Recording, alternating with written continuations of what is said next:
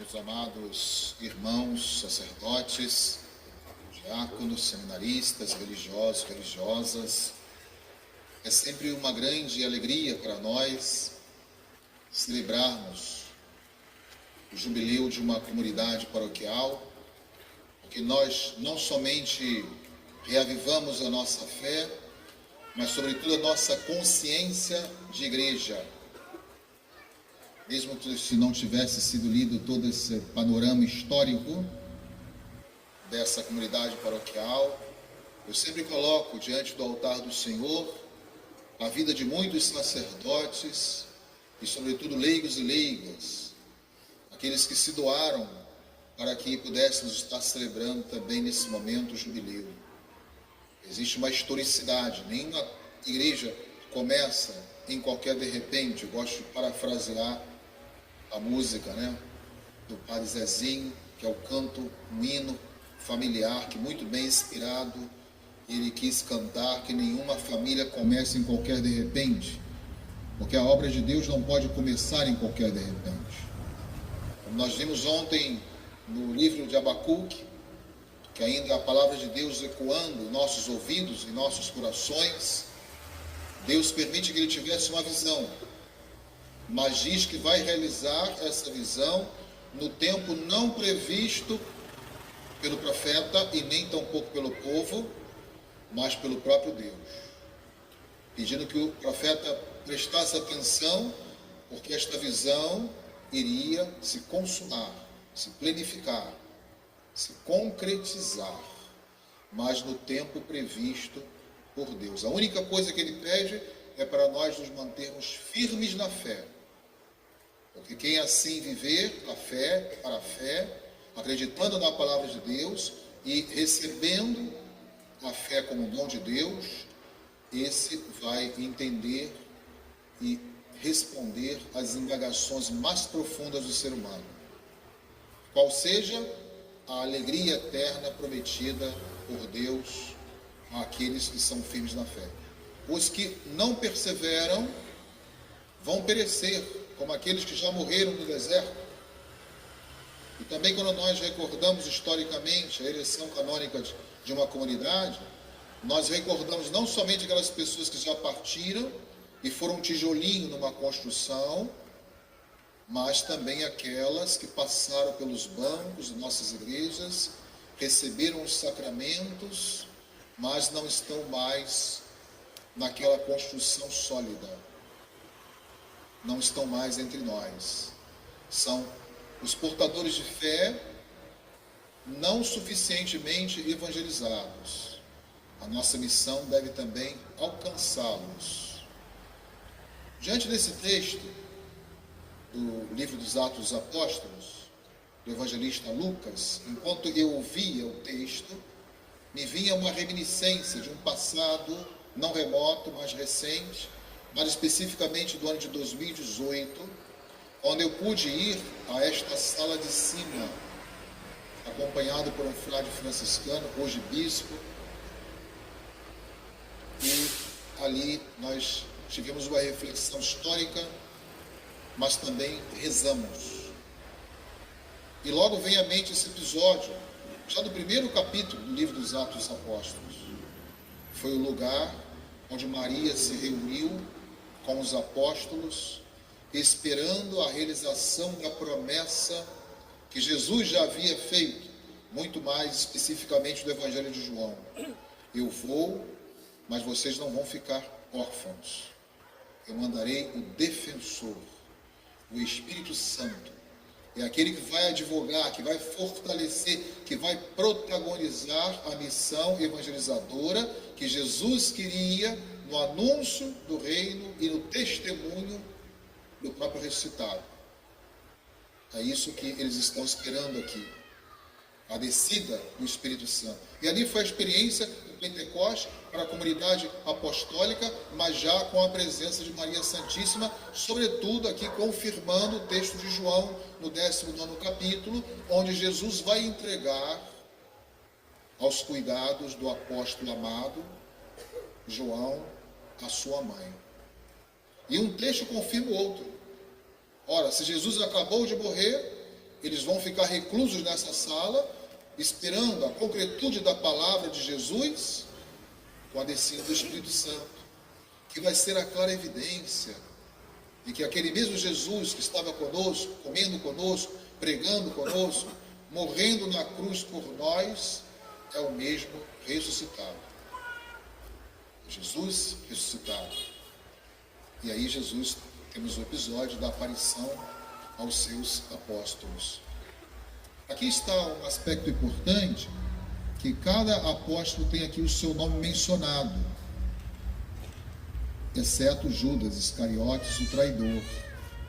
Então significa que eles estão sendo confirmados pela vocação e eleição, e agora com a vinda do Espírito Santo vão ser selados.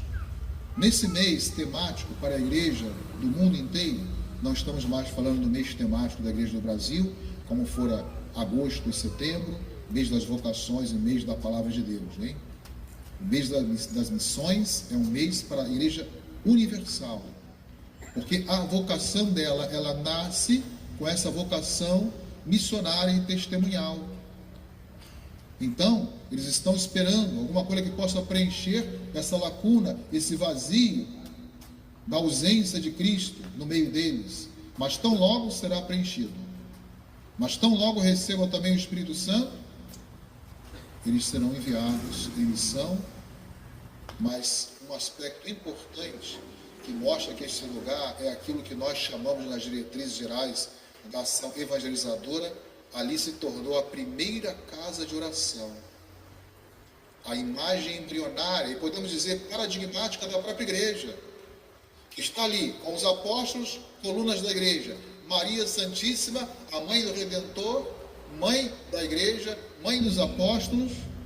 Então não falta nada, só faltava a promitente vinda do Espírito Santo, que também vai se concretizar, porque a palavra de Deus é verdadeira. A palavra de Deus se realiza de maneira eficaz na vida e na história de cada um que tem fé. Maria não ficou olhando para o seu filho crucificado como um ato de desonra, uma mulher humilhada publicamente, mas nós precisamos entender bem o olhar de Maria. É engraçado observar aqui que Maria não fala nada. Ela é a mãe das dores, que está olhando o seu filho padecente na cruz com uma dor e um silêncio inenarráveis. Uma mãe, quem é mãe pode saber ou pode imaginar qual é o sentimento de uma mãe quando vê um filho sofrer, e sobretudo sabendo que ele vai morrer. Então essa dor de Maria, ela pode ser contemplada por nós, porque também ela está olhando para o crucificado. Santa Teresa de Jesus dizia exatamente: ponde os olhos no crucificado e verás que tudo é pequeno. Porque aqui está a decifração do maior enigma da nossa existência. Ontem o Abacuque queria saber se existia alguma coisa depois desta vida, um prêmio para os justos, os bons, os homens e mulheres de fé, e Deus dá essa resposta: existe. E também Jesus nos chama a atenção sobre a importância da fé, para que possamos viver essa servidão de maneira inútil, no sentido de um gesto abnegado, um amor a Ele e o anúncio do Evangelho, e talvez nessa imagem do servo que não cobra nada, que não estabelece uma relação contratual com Deus, receba um prêmio, esperando alguma coisa. Dizia ainda ontem na missa, um amigo meu dizia: Bispo, eu não quero nada mais na minha vida do que pegar os últimos lugares, se não o último lugar no reino dos céus, isso já me basta. A alegria, como nós celebramos na festa dos Santos Anjos da Guarda, que nós teremos exatamente uma experiência espiritual, sem o nosso corpo material, mas incorruptível, de ter aquele gozo eterno de contemplar a Trindade Santa, e nós seremos como anjos, sem matéria, sem corpo físico, simplesmente vivendo dia e noite contemplando a face de Deus, o Deus unitrino, e ao lado desse Deus unitrino, Nossa Senhora. E é sob o auspício dela que essa comunidade também está perseverante. Estamos celebrando a missa de Maria, Mãe da Igreja. Celebramos 170 anos da criação dessa comunidade paroquial, com tudo aquilo que de histórico já ouvimos, mas sabemos também que é um templo dedicado a Maria Santíssima, que é a Mãe da Igreja, como chamara São Paulo VI. E é muito importante que tenhamos esse evangelho, porque a igreja, ela sempre foi uma instituição que passou por muitas peripécias na história. Nunca a gente vive um cristianismo numa calmaria. E eu tenho conscientizado muitos fiéis de que existe ainda uma igreja padecente, perseguida, mas que continua a missão de evangelizar. E por incrível que pareça, em continentes ou países onde a igreja continua ainda sendo perseguida por uma intolerância religiosa ou um autoritarismo político que impede a expressão religiosa livre das pessoas, é onde exatamente a igreja cresce mais. Mas ela nasce assim, com quase 4 séculos de perseguição e martírio, mas continua a sua missão na história, crescendo, anunciando, entrando de casa em casa, apresentando este mistério hoje contemplado por Maria aos pés da cruz, mas anunciado por nós, testemunhado com toda a convicção e firmeza na fé. Maria sabe que seu filho está ali, ela não tem dúvida nenhuma. Mas aquele mesmo, cujo anjo Gabriel anunciou que nasceria do ventre puríssimo dela, ela também sabe que é o Filho de Deus. Tanto é que ela toma consciência que não vai precisar de homem algum, basta a ação do Espírito Santo, que a faz esposa do Espírito Santo. Maria poderia, naquele olhar lacrimoso, pensar: que decepção, será que é mesmo o Filho de Deus? Será que é aquele que saiu do meu ventre? Nada disso. O olhar contemplativo e silencioso de Maria significa que Deus está respondendo, e Deus nos responde através do silêncio. O silêncio de Maria é onde Deus fala. Aliás, Deus só fala quando nós nos silenciamos. Eu sempre gosto de dizer que Deus é um ser muito delicado. Ele bate a sua porta, se você abre a porta do coração, ele entra. Se você não abre, ele não entra. Então assim é Deus para conosco também. Se você fala, ele não fala. Se você silencia, ele fala. Então, a única palavra sobre o drama da morte é aquela vinda de Deus, muitas vezes pelo silêncio. Dizia na missa de ontem que foi abordado por um filho que perdeu o pai, dizendo: meu pai era tão católico, de missa diária, fazia tanta caridade nessa igreja, Senhor Padre, responda nesta missa, porque Deus levou um homem tão bom como meu pai. Eu falei: eu não vou responder, porque não existe uma palavra humana que possa responder ao drama da morte. Mas a palavra de Deus, viva e eficaz, vai não somente lhe responder, mas acalentar o seu coração ferido. Nós entendemos a dor humana diante da morte. E Maria passou por essa dor ao ver o seu filho. Até a mãe de Deus passou por essa dor. Mas mutator, não tólido. Ou seja, a vida, ela é transformada e não usurpada. Deus continua a nos dar vida depois dessa vida. Então, ele é um Deus autêntico, é um Deus que nos ama.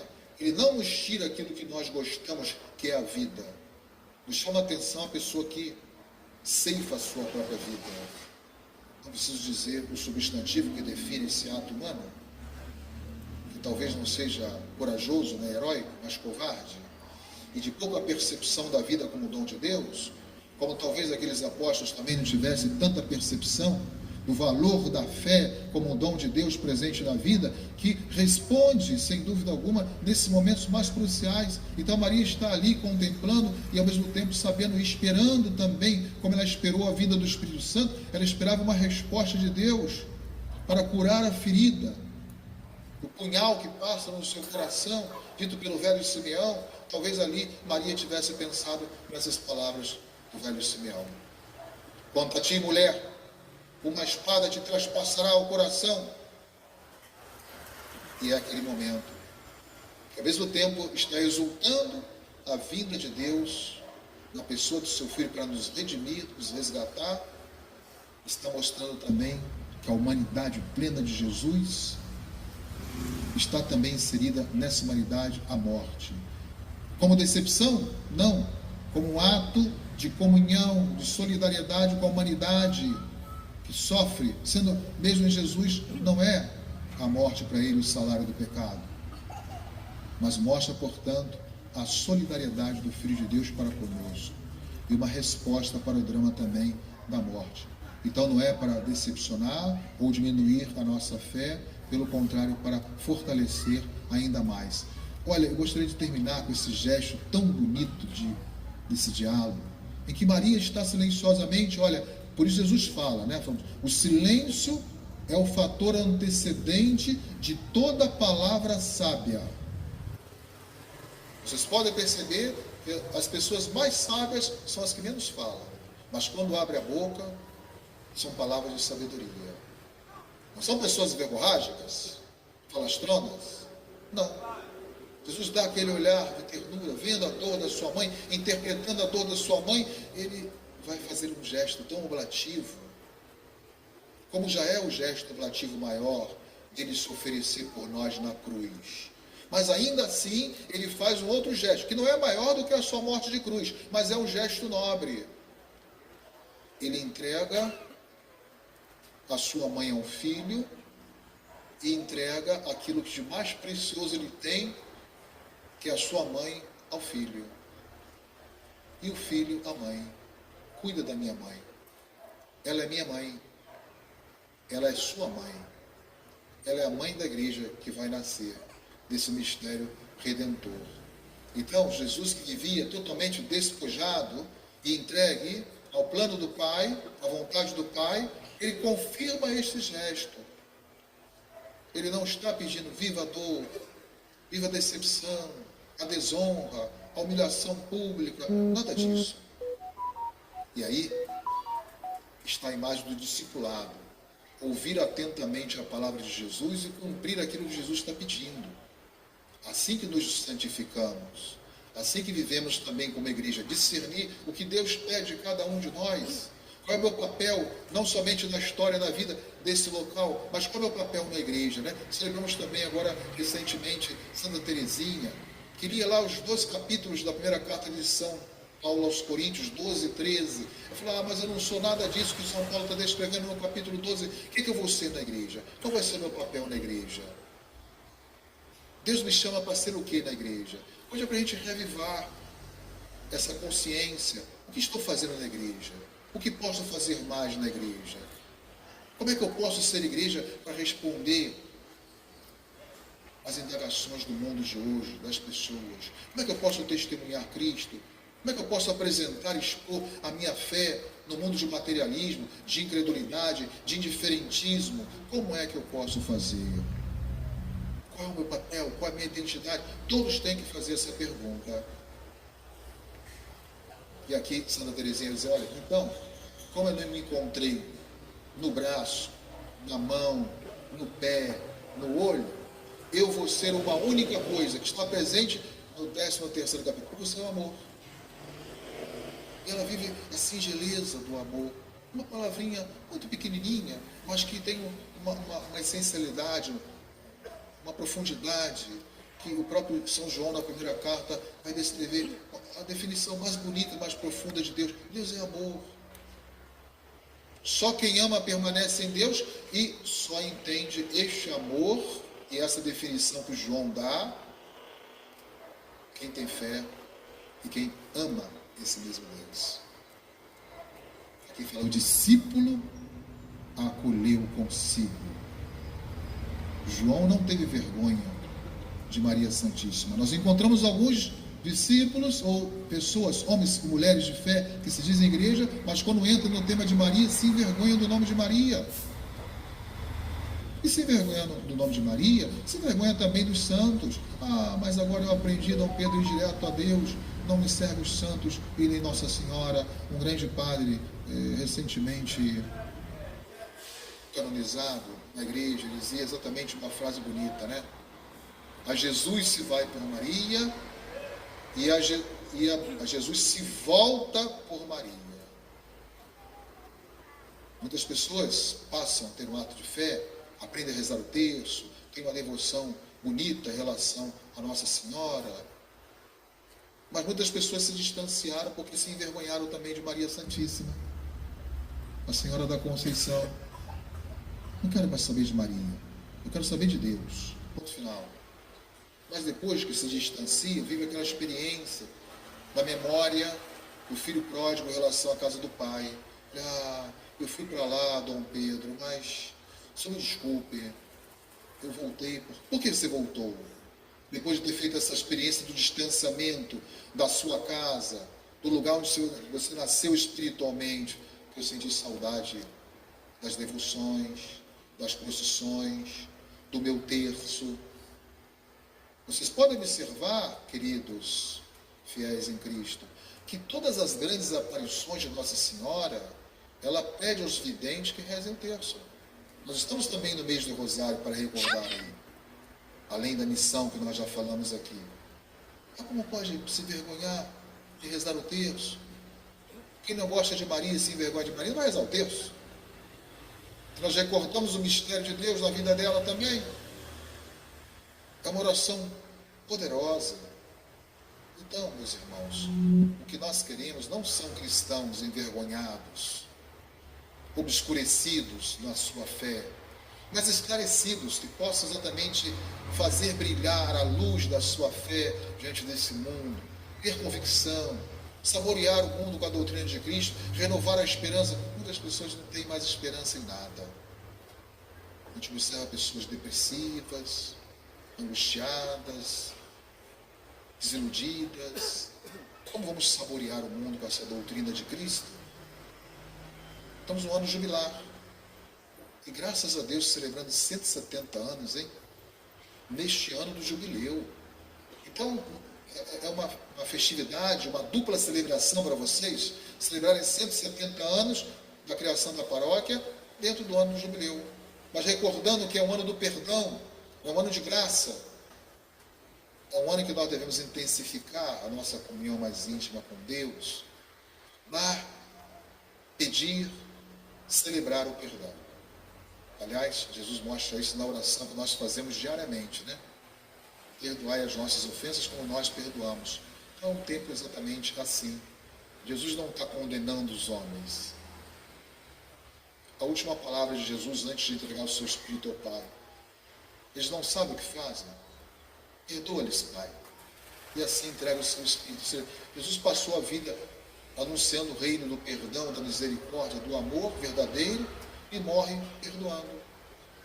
Não rivalizando, não tendo aquela mágoa no coração, mas reconhecendo a ignorância da humanidade que não sabe o ato que está fazendo, porque não reconhece Jesus na sua identidade própria. E aí, Jesus reconhece Maria como sua mãe, reconhece João como seu discípulo e os dois o reconhecem como filho de Deus. São as três personagens desse diálogo tão bonito, né? Mas, Dom Pedro, o senhor falou que Maria não falou nada nem João? Mas o diálogo se dá também assim, uma pessoa falando e você acolhendo no silêncio o que a pessoa está falando. Acolhida também é o princípio do diálogo. Os dois silenciosamente ouvem a palavra de Jesus e cumprem tudo aquilo. Aliás, Maria já mostra isso nas bodas de Caná, né? Todo o segredo da santidade, ela fala aos serventes: olha, fazei tudo o que ele vos disser. Então, o que Maria faz com isso? Desvia o olhar dos serventes dela para o seu filho, porque ela é cristocêntrica, como nós devemos ser, número 1. Segundo, ela vai dizer: ouça o que meu filho vai falar, porque ele é a palavra encarnada do Pai, e tem sempre uma palavra-chave para um problema existencial na vida, mas que não basta simplesmente ouvir, mas tem que fazer. Aí tem o verbo fazer e dizer. Ouvir o que meu filho vai dizer e fazer o que meu filho está pedindo para fazer. Então aqui está o sentido comunidade dos santos e santas, dos batizados e batizadas, viverem isso, né? Inspirado exatamente no modelo de vida de Maria Santíssima, aqui sob o título da Conceição, que é a vossa padroeira. Que Deus então possa continuar mantendo perseverante aqui nesse município, Conceição de Macabu, a presença viva e dinâmica, não do templo que está sendo restaurado e merece uma restauração nesse ano jubilar. Então os padres e vocês estão de parabéns mesmo. Trazer o zelo da igreja. Precisa ter o zelo pela casa de Deus. Merece isso. Não é uma coisa luxuosa, mas uma coisa que inspira um zelo, né? Eu vou entrar na casa de Deus, eu vou sentir a presença de Deus. Jesus entrava nas sinagogas para isso, para rezar, para conversar com o Pai, para sentir a presença do Pai, ouvir o que Deus queria dele. A casa de oração é a igreja. Mas também temos que pensar que a igreja somos nós, pedras vivas, né? Como eu estou sendo igreja no meu lar, na sociedade, no mundo? Como estou testemunhando o meu ser igreja, com o bálsamo que recebi um dia, com a unção que me fez filho e filha de Deus. Então que Deus possa estender ainda por muitos e muitos anos essa obra, e que essa igreja seja uma presença marcante nesse município, e que vocês também possam abraçar nesse mesmo missionário essa obra testemunhal de anunciar a palavra de Deus para aqueles distanciados, periféricos, e também para aqueles que não vivem a autenticidade e a dignidade da sua fé. Louvado seja nosso Senhor Jesus Cristo.